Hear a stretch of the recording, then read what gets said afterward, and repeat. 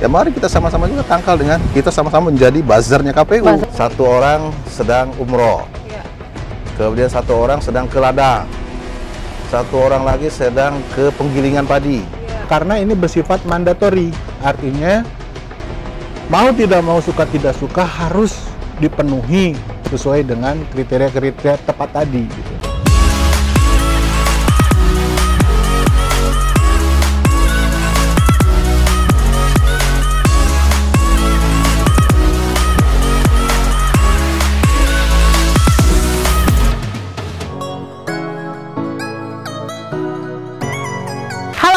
Teman pemilih, ketemu lagi di Ngopi, ngobrol seputar pemilu dan pemilihan. Kali ini tepatnya di episode 15, kita akan kedatangan tamu spesial dari Inspektorat KPU Republik Indonesia. Mau tahu obrolan kita seperti apa? Simak yuk bersama saya, Ayu Rinjani.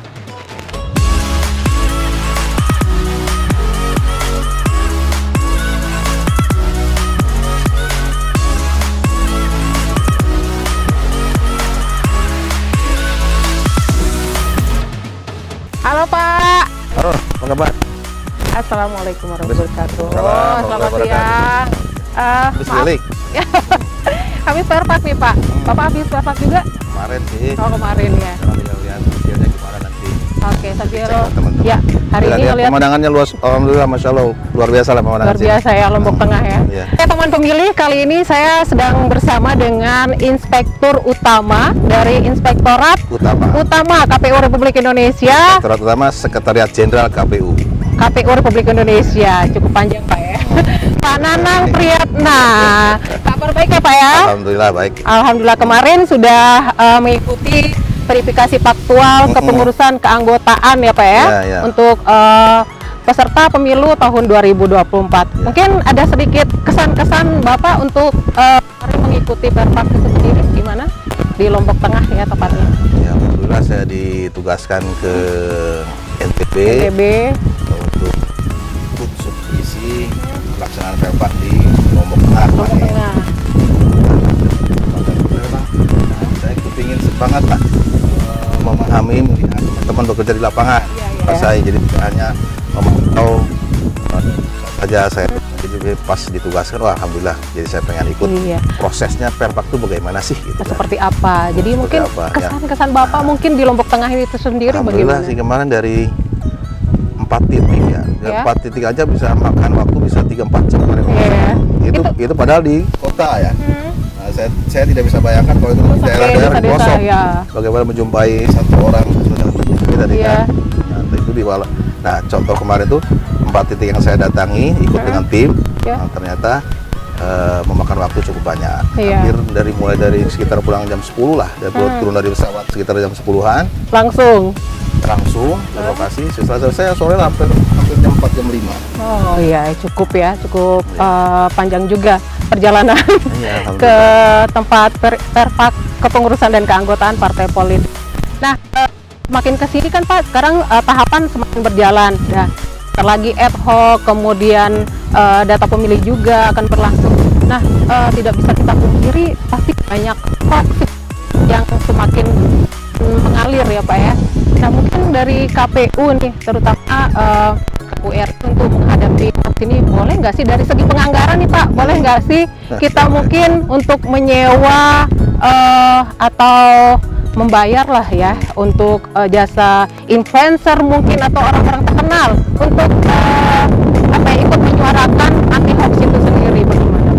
Menurut saya sih minimalisasi itu kan ada juga, kadang-kadang ada yang perlu anggaran, tetapi ada juga yang tidak perlu anggaran. Misalnya nih kalau menurut saya untuk menangkal ataupun ya bahasanya melawan tanda kutip melawan hoax yang beredar, kan beritanya nggak benar. Nah, kita ini aparat KPU coba di provinsi NTB aja ada berapa orang? 100-200 orang. Coba aja itu jadi buzzer semua. Tapi memberitakan yang benar. Jadi kan bisa mengcounter berita-berita yang nggak benar itu tadi kan. Saya yakin hoax yang beredar itu misalnya kan hanya beberapa liter atau beberapa kelompok aja lah gitu. Tapi kalau kita semua sepakat, aparat atau insan KPU ini juga untuk menangkal itu, ya mari kita sama-sama juga tangkal dengan kita sama-sama menjadi buzzernya KPU. Tapi memberitakan hal yang benar kan gitu. Nah, sehingga bisa terkanter. Nah, tadi kalau soal anggaran, ya tetap kalau soal anggaran harus kita harus mengikuti istilahnya petunjuk atau pedoman yang sudah dikeluarkan. Kalau yang perlu misalkan membayar. Oh ya, influencer atau orang terkenal. Ya dulu di petunjuknya ada nggak gitu kan petunjuk penggunaan anggaran tadi. Kembali kalau memungkinkan dan itu perlu diperlukan mengajukan itu boleh-boleh saja ya. Izin untuk misalnya direvisi dan ada dipanya seperti itu. Oh, berarti tidak menutup kemungkinan Pak ya. Oke. Memang diperlukan ya. Iya. Oke Pak, kita akan terusin obrolan kita, tapi mungkin kita sambil ngopi dulu nih Pak ya. Iya, sambil... dari tadi ngomong mulu aus nih. Oke Pak, mari Pak kita sambil lihat-lihat sekeliling kita, pemandangan yang pastinya Masya Allah luar biasa seperti yang Bapak bilang tadi. Iya, suka saya pemandangan sini, bagus. Iya, sayangnya Bapak cuma singkat sih kunjungannya ke Lombok. Ya, namanya juga kan supervisi saja, supervisi kan 1-2 hari saja gitu. Nah, rupanya kita sudah ditunggu sama Pak Sekretaris ini Pak. Ya, Pak Sek. Iya. Sambil ngobrol sama Pak Sekretaris. Iya. Selamat datang di Salam Selo. Terima kasih. Iya. Oke. Dalam program ngobrol pemilu ya, kita santai-santai ngobrol seputar pemilu. Silahkan Mbak Ayu. Oke, untuk teman pemilih ketahui juga saat ini kita sedang bersama dengan Sekretaris KPU Provinsi Nusa Tenggara Barat. Mungkin agak asing mungkin ya untuk teman pemilih karena baru saja kita ada pergantian dari sekretaris yang lama dengan sekretaris yang baru. Mungkin boleh perkenalan mungkin Pak ya sekalian, disilahkan untuk Pak Asep Sohlan. Baik, terima kasih Mbak Ayu. Mohon izin Pak Irtama, dalam suatu organisasi mutasi itu adalah suatu hal yang biasa dan itu juga harus dibiasakan gitu dalam rangka pengembangan organisasi ke depan gitu. Perkenalkan, saya sebagai Sekretaris KPU Provinsi Nusa Tenggara Barat terhitung 29 September tahun 2022. Ya, baru Pak ya? Ya, baru. Saya pikir itu saja yang dapat saya sampaikan. Oke, nanti kita ngobrol sedikit Pak ya. Siap. Pak, yang tadi kan Bapak sempat menginformasikan kita ikut Perpak juga kemarin ya. Iya. Hasil dari Bapak Perpak kemarin kan kalau nggak salah tadi Bapak menyebutkan 4 titik ya Pak. Hasilnya bagaimana nih Pak? Ya, memang itu saya sampaikan tadi, saya memang ingin mengikuti proses Perpak itu bagaimana di lapangan ya. Ternyata memang kesulitannya baru saya rasakan lah, walaupun tadi saya cerita walaupun itu di kota yang dekat lah gitu, tetapi untuk menjumpai 1-2 penduduk anggota yang tercantum KTP-nya di kita ternyata butuh waktu lama. Nah, itu pun ada kesulitan lain, ada permasalahan lain yang kita temui dari 4 titik yang saya sampaikan tadi di beberapa desa tadi, ternyata hampir tidak bisa ditemui semua. Satu orang sedang umroh, kemudian satu orang sedang ke ladang, satu orang lagi sedang ke penggilingan padi. Ya, ada satu memang ya, tapi saya kebetulan pas break ada sholat zuhur di salah satu desa, lupa nama desanya, tapi petugas langsung mendatangi yang bersangkutan, ketemu. Jadi dari 4 titik yang kita datangin, 1 orang yang ketemu kemarin. Ternyata susah untuk menemui orang yang tercantum di KTP-nya sebagaimana yang ada di data di kita gitu. Ternyata kesulitan itu yang saya temukan kemarin. Oke, baik Pak. Ini pesanan kita Pak. Luar biasa nih. Cappuccino khas Selong Selo. Selong Selo. Oke. Nah, itu udah. Terima kasih. Silakan Pak. Ya panas nih.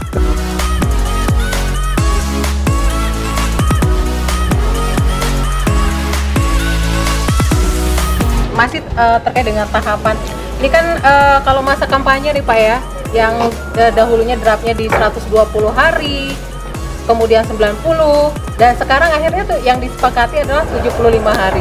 Nah, dari segi resiko nih Pak, entah itu dari baik pengadaan logistik atau dari hal lainnya, bagaimana sikap KPU menangani hal tersebut? Nah, ini mungkin nanti Pak Asepnya. Dulu Pak Asep kan waktu di pusat Kepala Biro Logistik.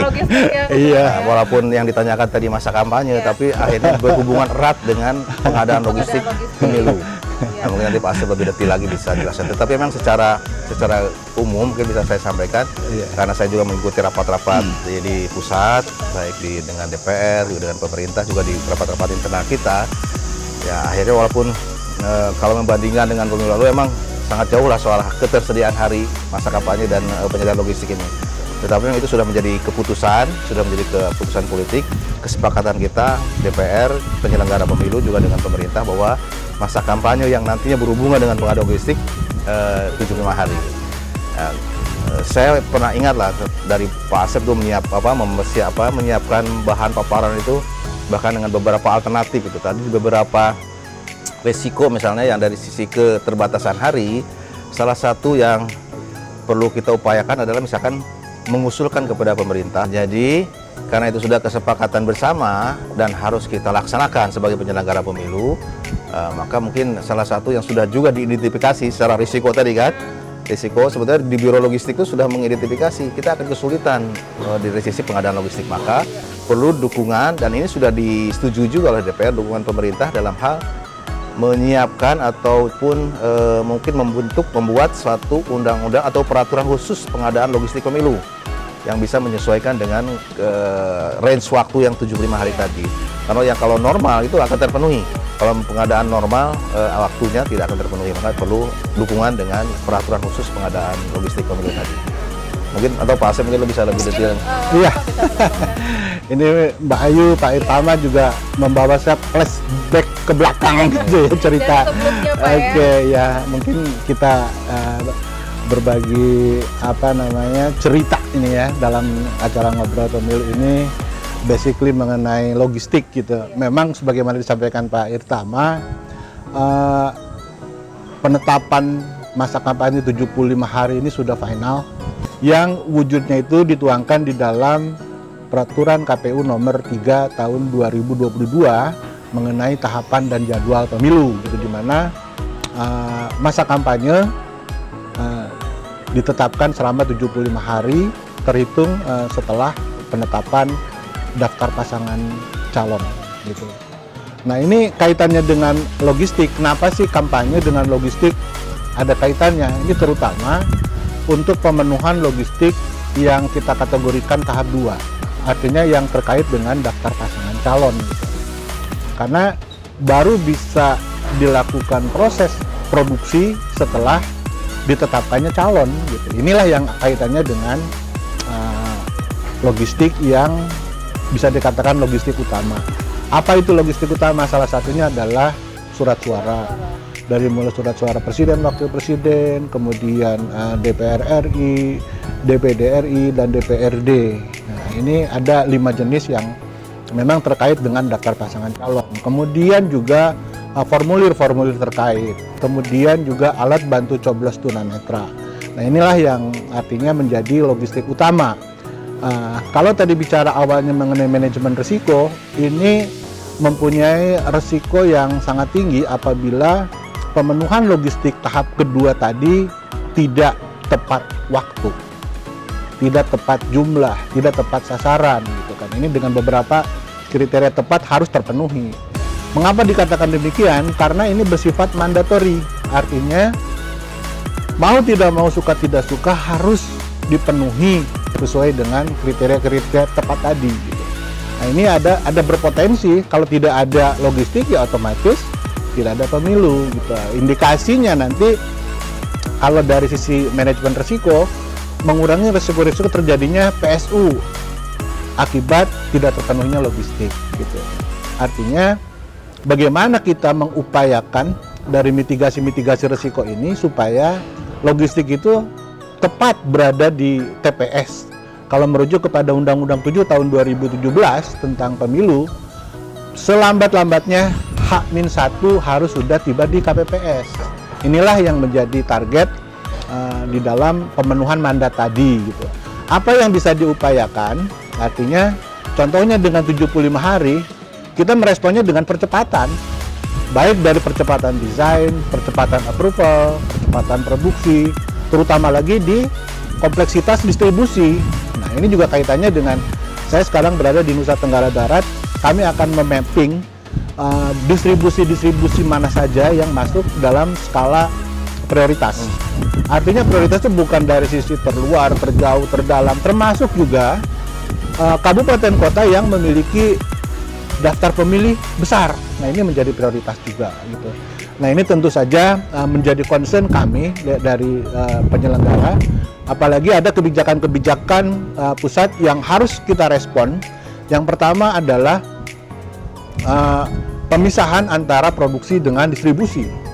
Kemudian yang kedua, kebijakan untuk melakukan sortir lipat di tingkat produksi.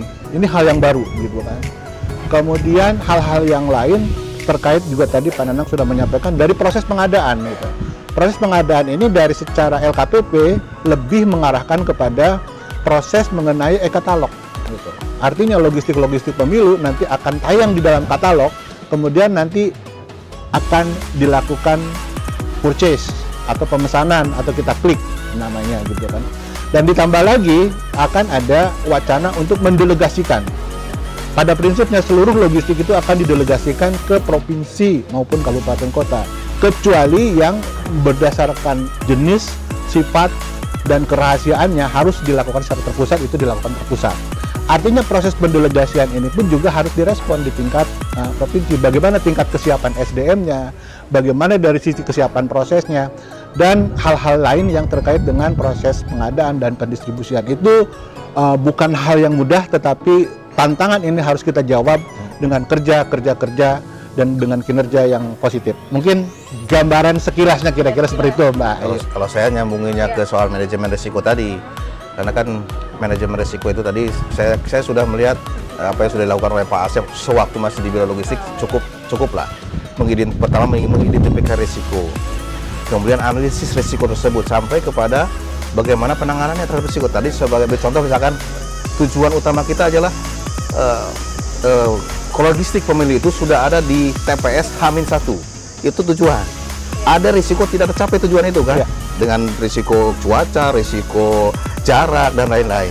Nah, supaya tidak, terhadap risiko-risiko tidak sampainya logistik pemilu ke TPS, beberapa hal misalkan sesuai dengan teorinya itu bisa kita hindari risikonya, bisa kita delegasikan tadi disampaikan, atau memang kita hadapi risiko kita hadapi itu bagaimana dengan cara kita kerja tadi supaya tetap sampai di TPS. Jadi sebetulnya secara pedoman manajemen risiko itu sudah diantisipasi oleh teman-teman logistik.